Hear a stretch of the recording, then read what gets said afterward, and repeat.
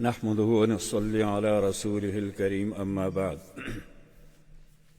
أعوذ بالله من الشيطان الرجيم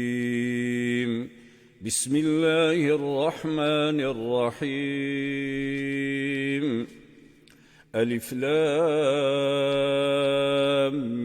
ميم الله لا إله إلا هو الحي القيوم نزل عليك الكتاب بالحق مصدقا لما بين يديه وأنزل التوراة والإنجيل من قبل هدى للناس وأنزل الفرقان إن الذين كفروا بآيات الله لهم عذاب شديد والله عزيز ذو انتقام إن الله لا يخفى عليه شيء في الأرض ولا في السماء هو الذي يصوركم في الأرحام كيف يشاء لا إله إلا هو العزيز الحكيم صدق الله العظيم. سامعین و ناظرین و حضرات، السلام علیکم ورحمۃ اللہ وبرکاتہ. الحمدللہ آج ہمارے پاس سورہ آل عمران ہے تراویح میں، اور اس کے متعلق انشاءاللہ ہم اس کا مختصر سا خلاصہ انشاءاللہ ہم آپ کے سامنے بیان کریں گے. سورہ آل عمران مدینہ میں نازل ہوئی. اس کی کل آیات جو ہیں وہ 200 ہیں اور اس کے اندر 20 رکوع ہیں. سورت کا نام آل عمران اس لیے رکھا گیا کہ اس کے آیت نمبر 33 میں آل عمران کی یعنی عمران کی فیملی کا ذکر تھا، اور اس کی نسبت سے اس کا نام بھی آل عمران رکھ دیا، یعنی عمران کی فیملی.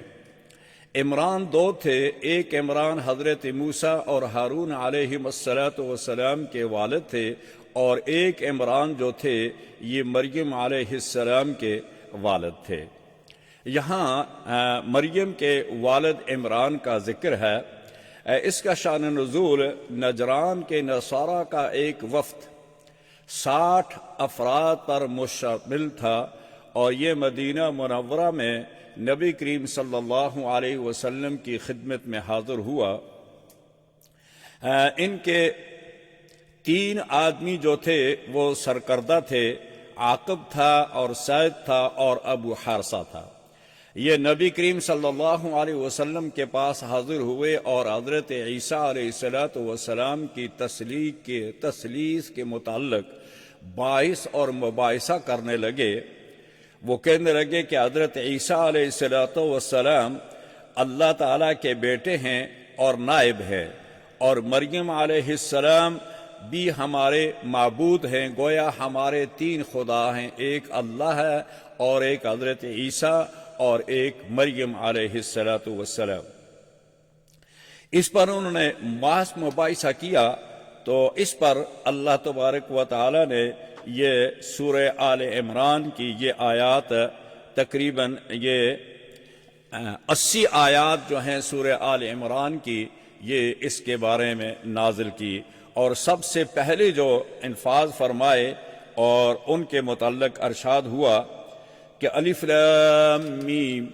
اللہ لا الہ الا هو الحی القیوم. حضرت نبی اکرم صلی اللہ علیہ وسلم نے کہا کہ دیکھو اللہ تبارک و تعالی کا یہ ارشاد ہے کہ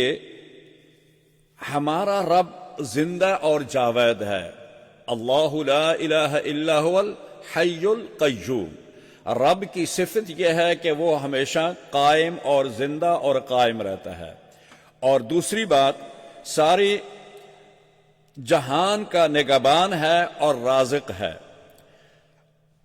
اور تیسری بات زمین و آسمان کی کوئی چیز پوشیدہ نہیں ہے اللہ تعالیٰ سے. ان اللہ لا یخفی علیہ شیء فی الارض ولا فی السماء،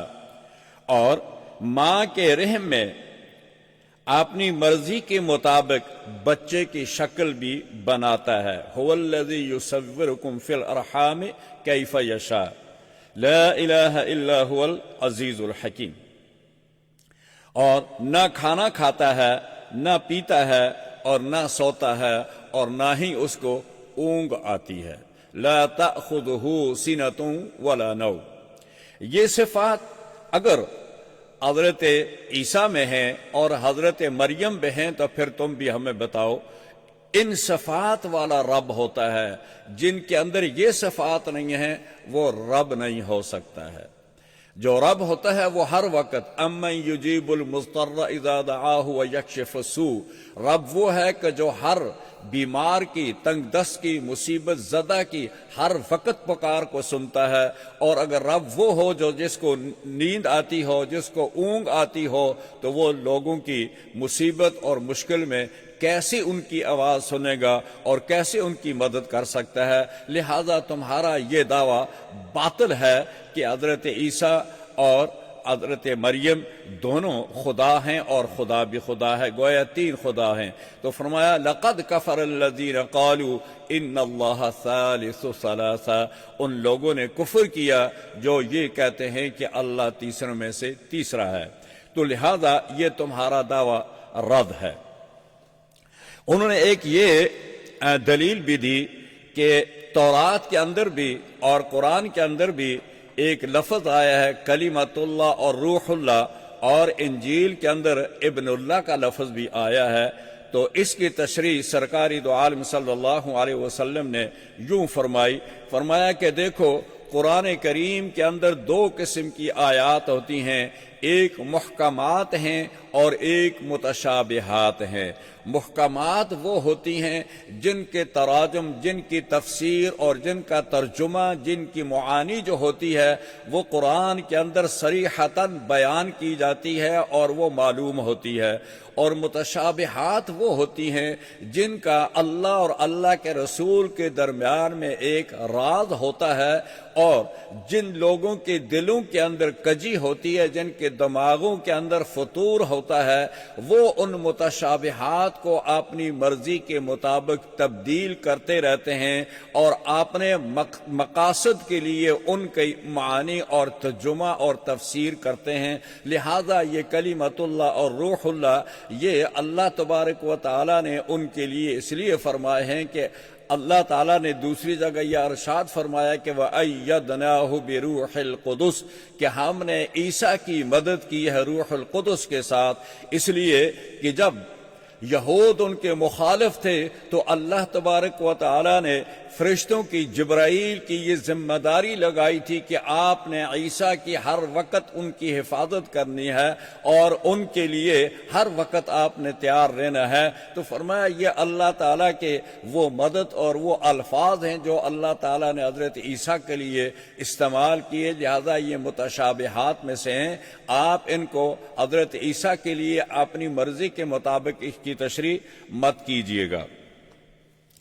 اسی طرح آگے فرمایا کہ تم بتاؤ یہ جو ہم نے 4 صفات گنائی ہیں ان میں سے کوئی ایک صفت بھی عیسیٰ علیہ السلام کے اندر یا حضرت مریم کے اندر اگر پائی جاتی ہے تو پھر کہو کہ وہ خدا ہے. اگر یہ صفات ان کے اندر نہیں پائی جاتی تو پھر اس کا مطلب ہے کہ تمہارا دعویٰ جھوٹا ہے اور تم اپنی مرضی کے مطابق اس کے کلمۃ اللہ روح اللہ کو مقاصد کے لیے استعمال کرتے ہو.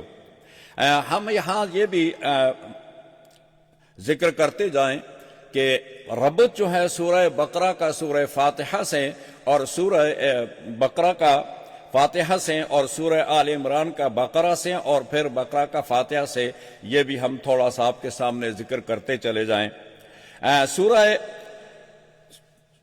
کا پہلی سورت یعنی سورہ فاتحہ کے ساتھ ایاک نعبد و ایاک نستعین ہم نے وہاں کہا تھا، اور سورہ بقرہ میں یہ کہا کہ لا نعبد البقرہ کما عبدت الیہود والنصارى والمشرکین. اور یہاں یہ کہا گیا ہے کہ لا نعبد عیسیٰ ولا مریم، کہ اسی طرح ہم نہ تو عیسیٰ کی عبادت کرتے ہیں اور نہ ہی مریم علیہ السلام کی عبادت کرتے ہیں، اور ہم عبادت صرف اللہ اور اس کے اللہ کی کرتے ہیں اور اس کے رسول کی اطاعت کرتے ہیں۔ تو قرآن کریم کی سورہ بقرہ میں آیات توحید جو تھی وہ 8 تھی، اور اس طرح سورہ آل عمران میں بھی بہت ساری آیات توحید کی اللہ تعالیٰ نے ذکر فرمائی ہیں۔ سورہ مشرکین کا یہ جو وفد تھا، ان کے لیے نبی کریم صلی اللہ علیہ وسلم نے جب باس مباحثہ کے بعد یہ دلائل دیے، اور ان دلائل دینے کے بعد آپ صلی اللہ علیہ وسلم نے ان کے لیے یہ بھی کہا کہ اگر تم یہ کہتے ہو، ان کا ایک یہ دعویٰ بھی تھا، وہ کہتے تھے کہ شبہ ان کو یہ تھا کہ عیسیٰ علیہ السلام کلمۃ اللہ روح اللہ ہے، اور اسی طرح انہوں نے کہا کہ حضرت عیسیٰ جو ہیں یہ مادرزاد اندھوں اور کوہڑیوں کو ٹھیک کرتے ہیں اور مردہ کو زندہ کرتے ہیں اور گھروں میں رکھی ہوئی چیزوں کو کا بتا دیتے ہیں، لہذا وہ الہ ہیں۔ تو اس کا جواب قرآن کریم نے یہ دیا، فرمایا کہ وَتُبْرِئُ الْأَكْمَحَ وَالْأَبْرَصَ وَأُحْيِي الْمَوْتَى بِإِذْنِ اللَّهِ، فرمایا کہ یہ جتنے کام بھی حضرت عیسیٰ کرتے تھے یہ معجزات میں سے تھے، اور اللہ تعالیٰ کے حکم سے کرتے تھے، وہ اپنی طرف سے یہ کام نہیں کرتے تھے، لہذا وہ اللہ کے حکم سے اس کی اجازت سے کرتے تھے، اور یہ حضرت عیسیٰ علیہ السلام کے معجزات میں سے تھے۔ تو معجزہ جو ہوتا ہے وہ اللہ کے کنٹرول میں ہوتا ہے، وہ نبی کے کنٹرول میں نہیں ہوتا ہے، لہذا جب اللہ تبارک و تعالیٰ چاہیں اس معجزے کو سرزد کر دیں اور نہ چاہیں تو اس کے ہاتھ سے سرزد نہ کریں، لہذا معجزہ اللہ کے کنٹرول اور اس کے قبضہ میں ہوتا ہے، وہ نبی کے اختیار اور قبضہ میں نہیں ہوتا ہے۔ دوسرا شبہ ان کا یہ تھا کہ ہمیں ہمارے بڑوں کی کچھ عبارتیں ملتی ہیں جن میں معلوم ہوتا ہے کہ عیسیٰ علیہ السلام اپنی عبادت اور پکار کا حکم دیا کرتے تھے، تو اس کے متعلق اللہ تبارک و تعالیٰ نے فرمایا کہ دن قیامت کے خداوند قدوس عیسیٰ علیہ السلام سے یہ پوچھیں گے، وَإِذْ قَالَ اللَّهُ يَا عِيسَى ابْنَ مَرْيَمَ أَأَنْتَ قُلْتَ لِلنَّاسِ اتَّخِذُونِي وَأُمِّيَ إِلَٰهَيْنِ مِن دُونِ اللَّهِ، کہ اے عیسیٰ آپ نے اپنی قوم سے یہ کہا تھا کہ مجھے اور میری ماں کی عبادت کرو اللہ کے علاوہ، تو اس وقت حضرت عیسیٰ علیہ السلام کہیں گے کہ اے اللہ، جب تک میں ان کے اندر موجود تھا آپ جانتے ہیں، اور جب آپ نے مجھ سے ان سے اٹھا لیا اس کے بعد آپ ہی جانتے ہیں کہ اس قوم نے میرے ساتھ کیا کیا اور مجھے معبود بنایا اور میرے ساتھ انہوں نے شرک کیا، اے اللہ آپ ہی بہتر جانتے ہیں۔ أَأَنْتَ قُلْتَ لِلنَّاسِ اتَّخِذُونِي وَأُمِّيَ إِلَٰهَيْنِ مِن دُونِ اللَّهِ قال سبحانك ما يكون لي أن أقول ما ليس لي بحق إن كنت قلته فقد علمت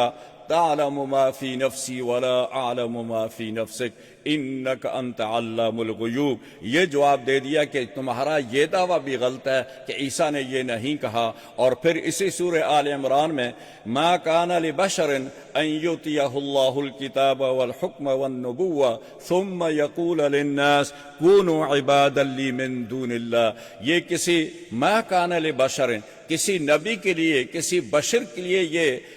جائز نہیں ہے کہ اللہ تبارک و تعالی اسے کتاب دے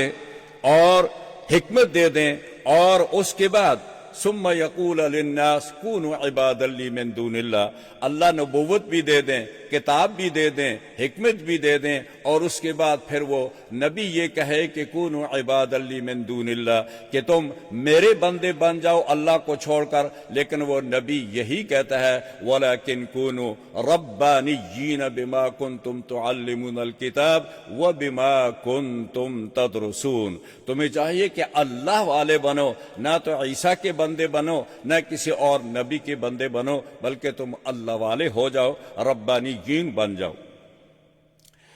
اسی طرح حضرت مریم کے پاس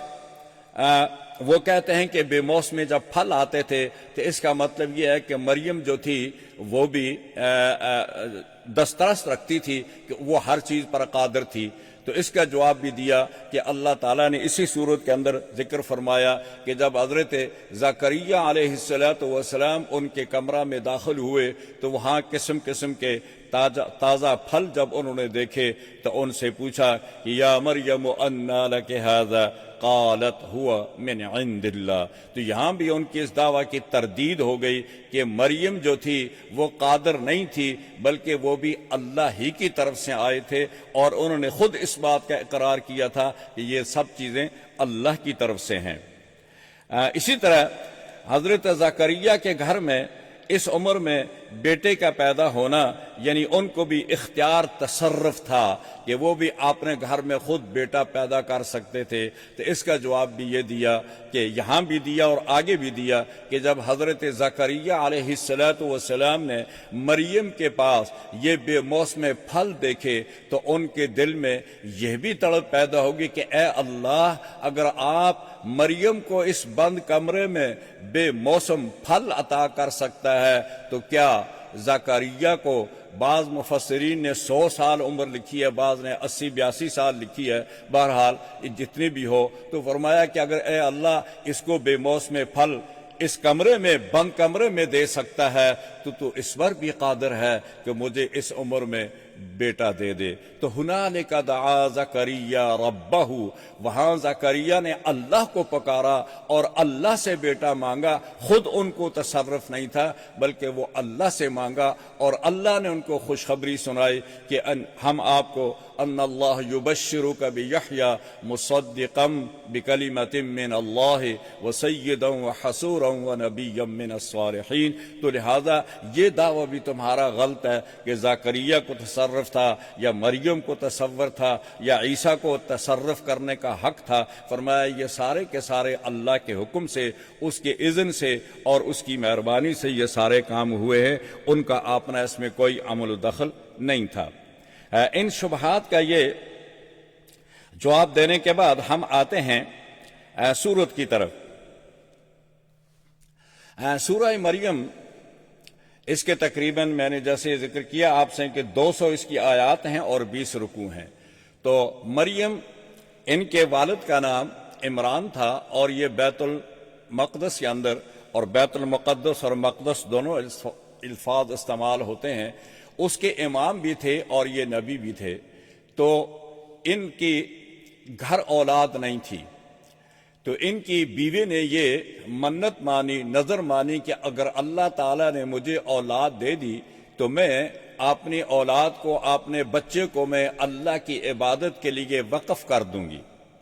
یہ انہوں نے نظر مانی. خدا کا فیصلہ یہ تھا کہ اس وقت رواج یہ تھا کہ بچہ جو ہوتا تھا اس کو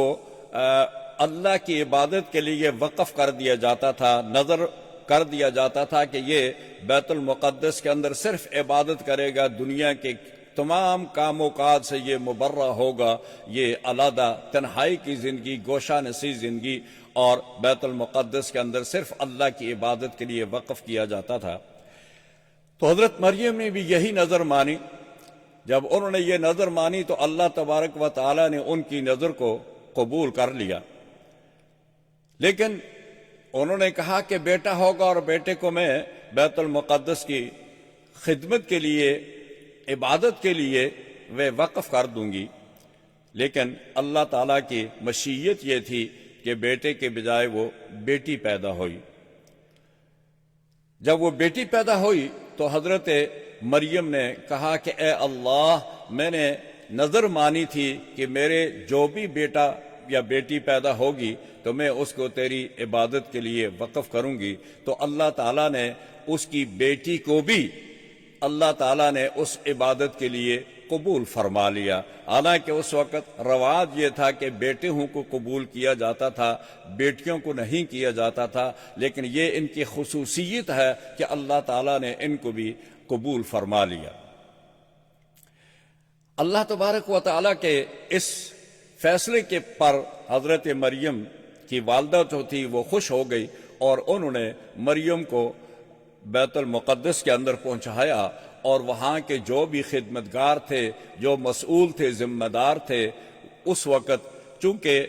مریم کے والد جو تھے عمران، یہ دوران حمل یعنی جب مریم حمل میں تھی تو وہ ان کے والد فوت ہو چکے تھے، یہ بعد میں پیدا ہوئی، اور اس کے بعد مریم کی خالہ جو تھی وہ حضرت زکریا علیہ السلام کے گھر میں تھی، تو لہذا جب یہ مریم کی والدہ ان کو لے کر بیت المقدس میں پہنچی تو وہ جتنے بھی مسئول وہاں کے ذمہ دار تھے ہر ایک یہ چاہتا تھا کہ اس کو میں اپنی کفالت میں لے لوں اور یہ اللہ کے گھر کی خدمت بھی کرے اور عبادت بھی کرے، لیکن اس میں حضرت زکریا نے کہا کہ میں سب سے زیادہ اس کا حقدار ہوں، اس لیے کہ اس کی خالہ میرے گھر میں ہے اور خالہ ماں کی جگہ ہوتی ہے، لہذا میں اس کا زیادہ حقدار ہوں۔ لیکن دوسرے لوگوں نے اس پر اصرار کیا، جب اصرار کیا تو اللہ تبارک و تعالی نے یہ حکم دیا کہ آپ قرہ ڈال لیں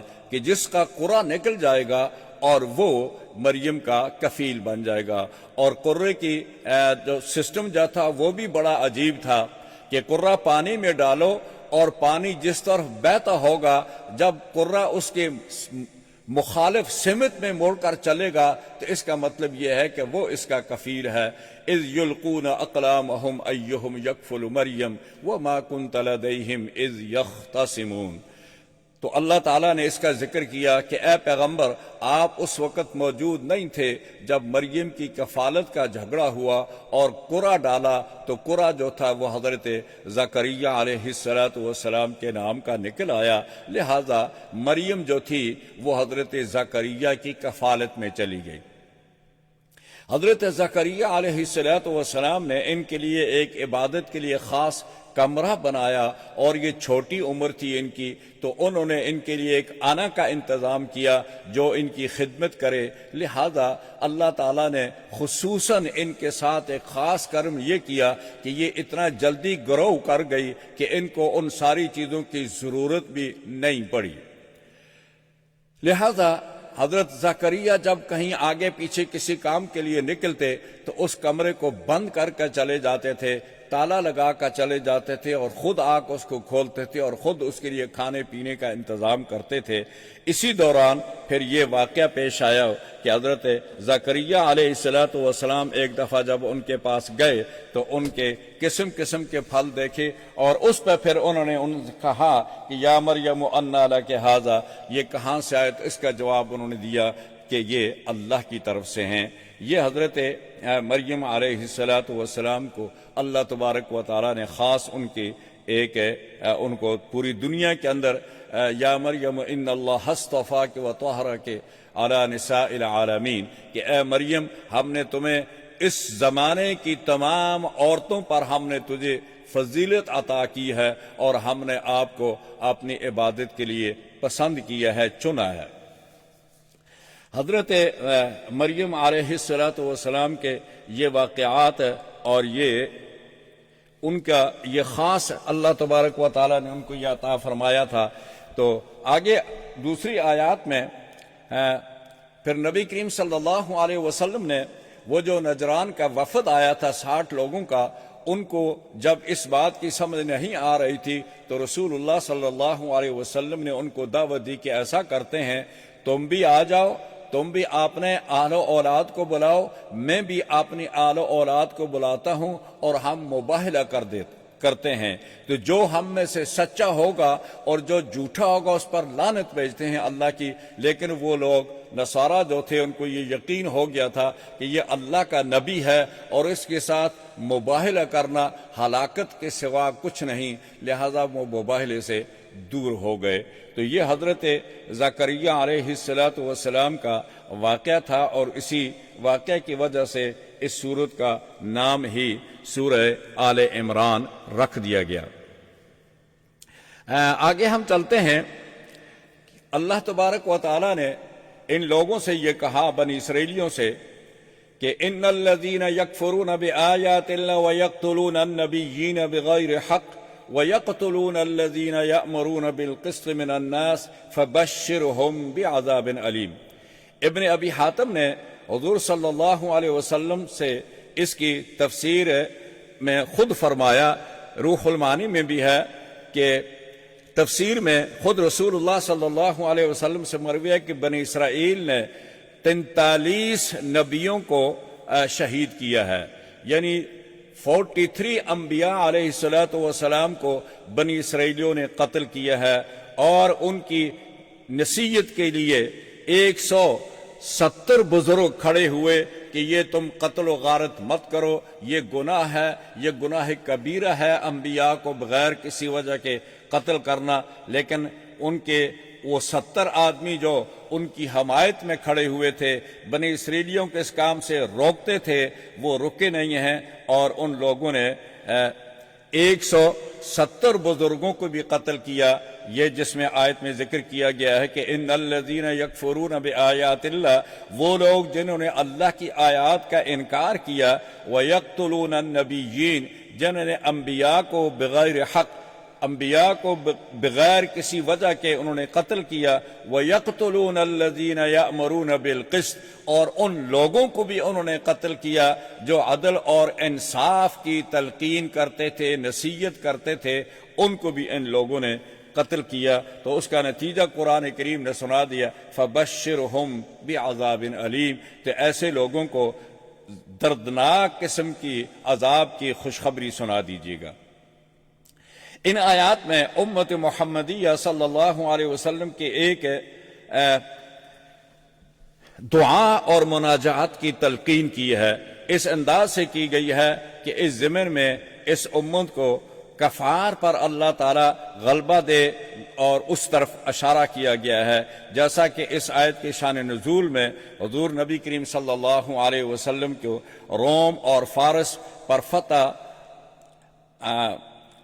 روم اور فارس کو فتح ہونے کا عندیہ دیا تھا اور وعدہ کیا تھا کہ میں روم اور فارس کو فتح کروں گا اور یہ آپ کی امت کو یہ دوں گا میں۔ تو منافقین کا اس پر استہزاء تھا، تو اس پر اللہ تبارک و تعالی نے فرمایا کہ قُلِ اللَّهُمَّ مَالِكَ الْمُلْكِ تُؤْتِي الْمُلْكَ مَن تَشَاءُ وَتَنزِعُ الْمُلْكَ مِمَّن تَشَاءُ وَتُعِزُّ مَن تَشَاءُ وَتُذِلُّ مَن تَشَاءُ بِيَدِكَ الْخَيْرُ إِنَّكَ عَلَى كُلِّ شَيْءٍ قَدِيرٌ۔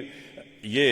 اس آیت میں اللہ تعالیٰ نے ایمان والوں کو اور ان کے اس استہزاء کا جواب دیا کہ جو تم ہمارے ساتھ استہزاء کرتے ہو، اس کا نتیجہ یہ ہے کہ اللہ تعالیٰ جس کو چاہے بادشاہت دے، جس کو چاہے عزت دے، جس کو چاہے ذلت دے۔ آگے سورہ عمران کے اندر 2 بڑے مارکوں کا ذکر کیا گیا ہے، غزوہ بدر کا اور غزوہ احد کا، اور انشاءاللہ غزوہ احد سورہ انفال میں آئے گا، اور غزوہ بدر کا اس میں کچھ حصہ ذکر کیا گیا ہے، باقی وہ بھی آگے آئے گا انشاءاللہ، تو اس وقت ہم ذکر کریں گے۔ اللہ تعالیٰ مجھے اور آپ سب کو اس پر عمل کرنے کی توفیق عطا فرمائے۔ وَقُولُ قَوْلِ هَذَا وَأَسْتَغْفِرُ اللَّهَ لِي وَلَكُمْ وَلِسَائِرِ الْمُسْلِمِينَ فَاسْتَغْفِرُوهُ مِنْ كُلِّ ذَنبٍ إِنَّهُ هُوَ الْغَفُورُ الرَّحِيمُ۔